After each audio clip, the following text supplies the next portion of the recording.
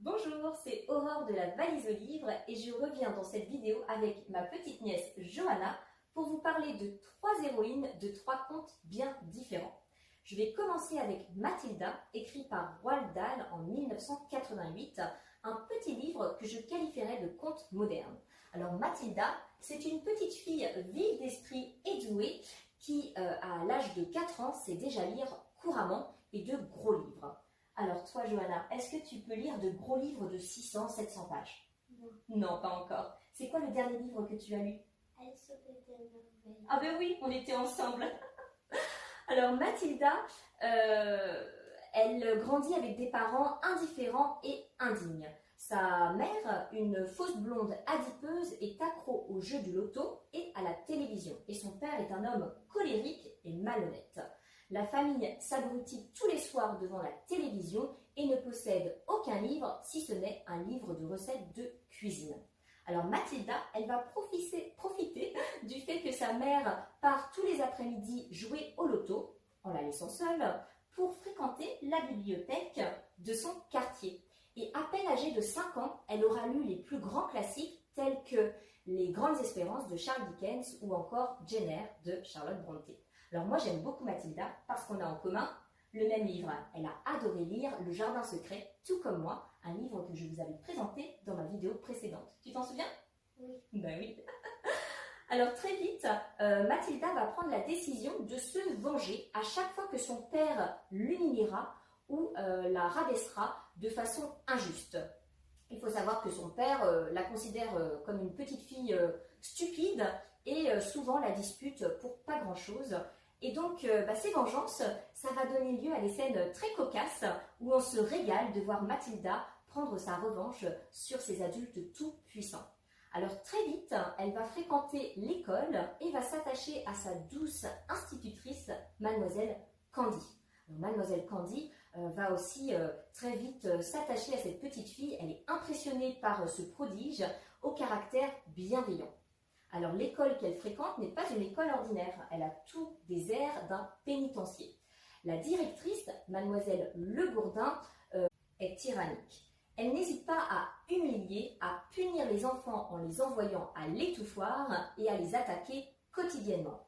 Son attaque préférée est la méthode du Lancer au marteau. Oui, le lancer du marteau. Est-ce que tu veux que je te lise un petit extrait?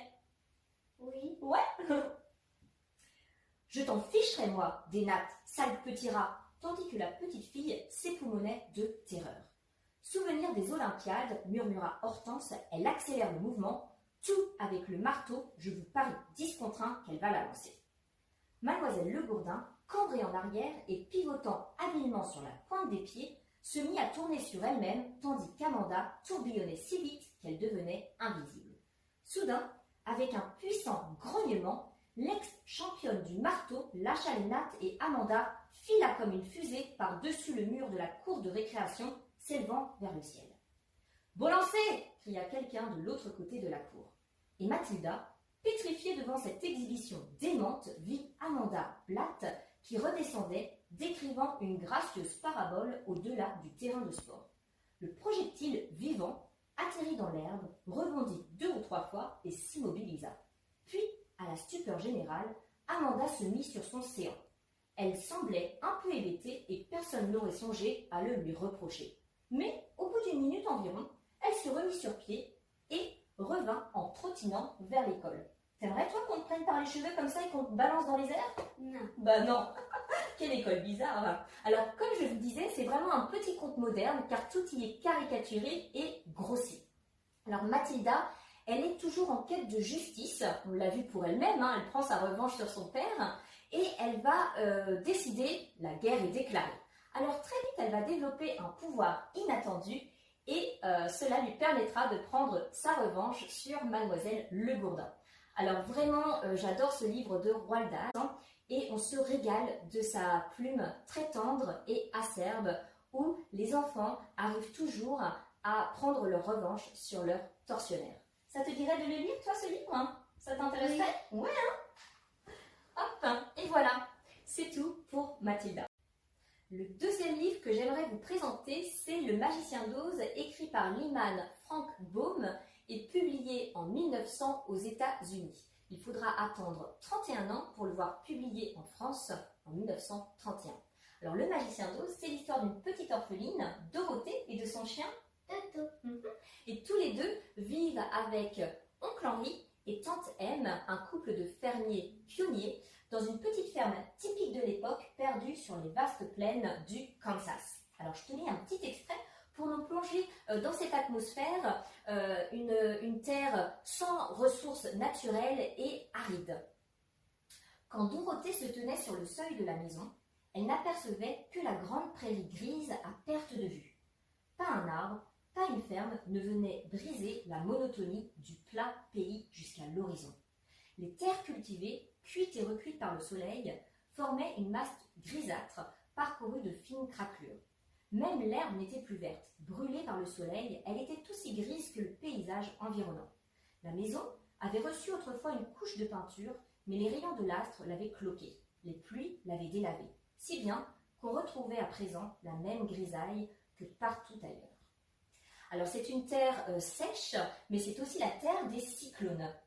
Et un jour, alors que Dorothée et Toto n'avaient pas eu le temps de se réfugier dans la cave, ils sont dans la maison qui va être emportée par une terrible tornade. Alors la maison va tourbillonner, tourbillonner, tourbillonner dans les airs avant de retomber au sol. Et là, quelle n'est pas la surprise de Dorothée lorsqu'elle ouvre la porte de découvrir un pays bien différent du sien. Tu veux entendre à quoi ressemblait ce pays? Oui. Ouais. Le cyclone avait déposé la maison avec une douceur étonnante, du moins pour un cyclone, au milieu d'un pays d'une beauté incroyable. C'était une profusion de tapis de verdure, d'arbres imposants chargés de fruits somptueux, de massifs de fleurs splendides et d'oiseaux aux couleurs exotiques qui voletaient en chantant dans les frondaisons. Non loin de là, les eaux scintillantes d'un ruisseau coulaient entre deux rives verdoyantes. Leur murmure était enchanteur pour une fillette qui avait vécu si longtemps dans la grisaille et la sécheresse des grandes prairies. En retombant du ciel, la maison écrase et tue sur le coup la méchante sorcière de l'Est. Dorothée s'envoie désolée, les habitants du pays sont ravis. La gentille sorcière du Nord, venue féliciter l'héroïque fillette, lui recommande de récupérer les 2 souliers d'argent de la défunte sorcière. Alors Dorothée n'a qu'une envie, celle de rentrer dans son pays natal, le Kansas. Malheureusement, la gentille sorcière du Nord ne peut l'aider et lui recommande de s'adresser au magicien d'Oz qui habite la cité d'Émeraude. Alors pour gagner cette cité d'Émeraude, il lui suffit de suivre une route pavée de briques jaunes. En chemin, elle va rencontrer 3 personnages bien atypiques. Le premier personnage, c'est qui? Je sais l'épouvantail. Oui, l'épouvantail qui se désole de ne pas avoir de cervelle. Il rêverait d'être intelligent. Elle va rencontrer ensuite un bûcheron en fer blanc qui ne se sépare jamais de sa burette d'huile de peur de rouiller.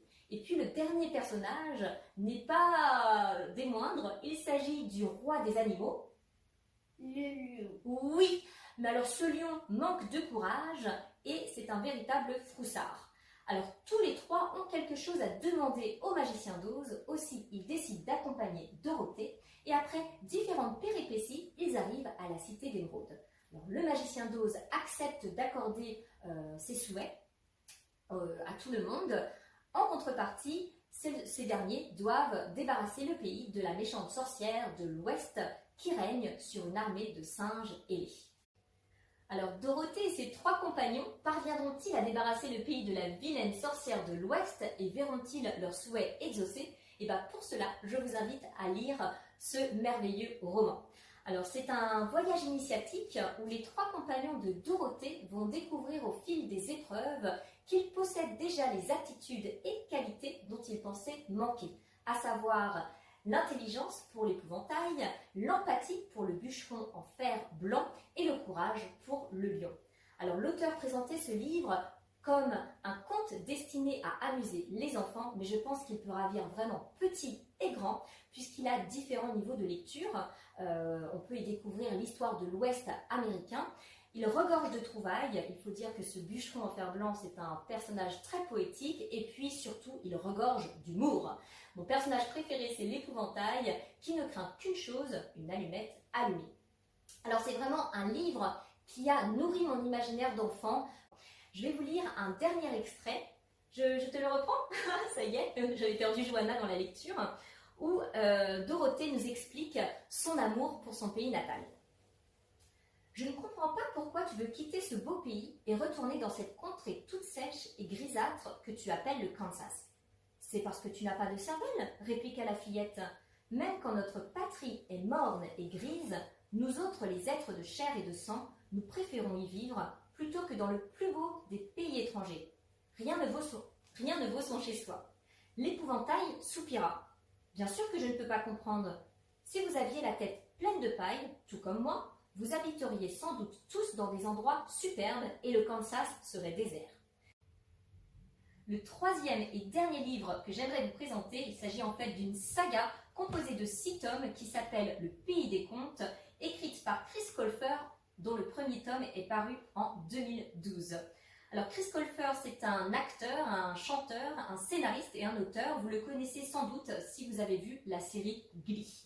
J'avais très hâte de plonger dans l'univers du Pays des Contes et je n'ai pas été déçue. J'ai adoré cette saga qui m'a fait redécouvrir les héros des contes qui ont nourri toute mon enfance. Alors Johanna, peux-tu deviner quelle princesse ou quel vilain il y a dans ces romans? Aurore, Cendrillon. Ouais. Blanche-Neige. Ouais, ça, elles y sont. Et puis peut-être un ou deux vilains? La méchante sorcière dans... Ouais, dans Blanche-Neige ou dans La Belle au Bois dormant, et puis La Reine des Neiges. Alors, Chris Colfer a revisité les histoires des vilains, et on s'y attache un petit peu, les histoires, il les a twistées, et vraiment, il y a aussi beaucoup d'autres personnages. On va découvrir le chaperon rouge qui s'appelle Rouge et qui est mon personnage préféré. Elle est sarcastique, elle est égoïste et en même temps elle est loyale. Elle m'a beaucoup fait rire. Il y a le prince Grenouille, il y a Boucle d'Or qui est une criminelle. On retrouve aussi Jacques et le haricot magique, la Merloire. Il y aura aussi Robin des Bois. Vraiment, il a Merlin, l'enchanteur, Arthur. Il a mélangé tous ces contes. Il en a fait un pastiche qui est brillant. J'ai adoré cette saga, je ne peux que vous la recommander et j'espère que bientôt Johanna pourra la lire. Alors Chris Colfer, il commence chaque livre par une dédicace et une citation, et vraiment rien qu'en lisant ces 2 premières pages, ça donne tellement envie de découvrir l'univers de Chris Colfer. Et pour terminer cette vidéo, j'avais envie de vous lire la dédicace du tome L'éveil du dragon. À J.K. Rowling, C.S. Lewis, Roald Dahl, Eva E. Boston, L. Frank Baum, James M. Barrie, Lewis Carroll et tous les auteurs extraordinaires qui ont appris au monde à croire à la magie. Quand je pense au temps que j'ai passé à fouiller des placards, à chercher la 2e étoile à droite et à attendre ma lettre d'admission à Poudlard, ce n'est pas étonnant que j'ai eu des mauvaises notes à l'école. Voilà, je pense que cette dédicace ne peut que vous donner l'envie de découvrir cette merveilleuse saga. Alors, comme par magie, mon petit chien Toto a remplacé Johanna. J'espère que cette vidéo vous a plu et j'espère que ce thème sur la nostalgie de l'enfance vous a aussi ravi. Alors, mention spéciale pour La Comtesse de Ségur, dont j'avais la collection rose lorsque j'étais enfant et qui a vraiment été mon auteur préféré, mais je ne l'ai pas intégré dans cette sélection, je ne pouvais pas tout intégrer. Alors ici, j'ai Les Malheurs de Sophie, un petit roman que j'affectionnais particulièrement. Je vous ai aussi parlé de quelques films qui ont nourri ma jeunesse. Il y a Le Bonheur au bout du chemin. Je vous avais parlé de Anne de Green Gables. C'est une production de Kevin Sullivan avec Megan Follow. Et ça, c'est vraiment le film que j'ai affectionné durant mon adolescence. Vraiment, regardez-le, n'hésitez pas, il a un peu vieilli, mais c'est vraiment tellement poétique, tellement beau, j'adore. Il y a aussi Heidi. Alors ce film est très fidèle au livre, c'est vraiment un copier-coller et vraiment les personnages sont charismatiques. J'adore la petite fille qui incarne Heidi et dans le rôle de la gouvernante on a Jane Seymour. Alors c'est un petit peu vieux mais pareil, de très belles images de la Suisse, de la montagne, de la nature. Vraiment je ne peux que le conseiller. Et puis bien sûr Le Magicien d'Oz Alors il faut savoir que quand je passais mes vacances chez mes grands-parents paternels, ils n'avaient pas de Disney, ils n'avaient pas de film pour enfants et le seul que je pouvais regarder c'était celui-ci, Le Magicien d'Oz. Donc je l'ai découvert assez tôt, je devais avoir 7 ou 8 ans et j'ai adoré cet univers, j'ai adoré vraiment cette route pavée de briques jaunes, ces singes ailés, Dorothée et puis Toto. Voilà, j'avais toujours rêvé d'avoir un petit chien comme Toto qui me suive partout et qui soit un fidèle compagnon. Voilà, je voulais aussi savoir si vous seriez intéressé par une autre vidéo, cette fois-ci mettant à l'honneur les petits garçons.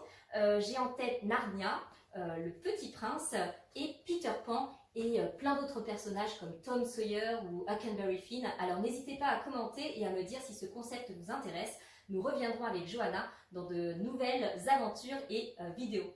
À bientôt!